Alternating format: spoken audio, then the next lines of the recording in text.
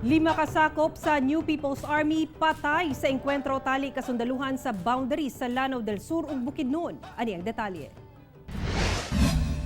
Patay ang 5 kasakop sa NPA sa Bukidnon ug Lanao del Sur human na Engkwentro sa kasundaluhan sa 4th Infantry Division. Nakuha asab ang nagkadiyang armas o gatusan ka mabala, ingon man mga subversibong dokumento.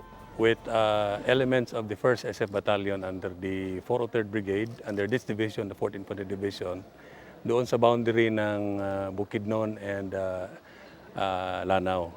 Galihok kuno ang mga miyembro sa NPA nga sakop sa Sub-Regional Command 4 ug 5 sa North Central Mindanao Regional Committee sa bukid nga bahin sa Lanao del Sur ug Bukidnon. Nahitabo ang engkwentro sa Talakag, Bukidnon ug Taguluan 2 sa Lanao del Sur.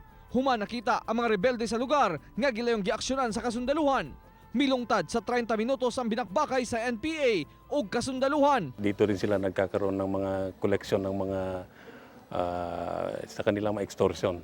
Gilayong gipailalom sa forensic investigation ang mga patayng lawas sa pagpanguna sa kapulisan aron mailhan ang mga napatay ug mahibalik na sa ilang mga kabanay. Forensic examination ng PNP Crime Lab natin para makuha yung identities nila through buccal swab and taking fingerprints.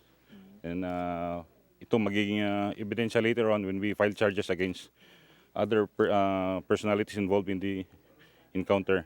Definitely, yung moral ng kalaban, tuloy-tuloy nating mapababa and considering na nahihirapan na rin sila because we already have the support of the masses.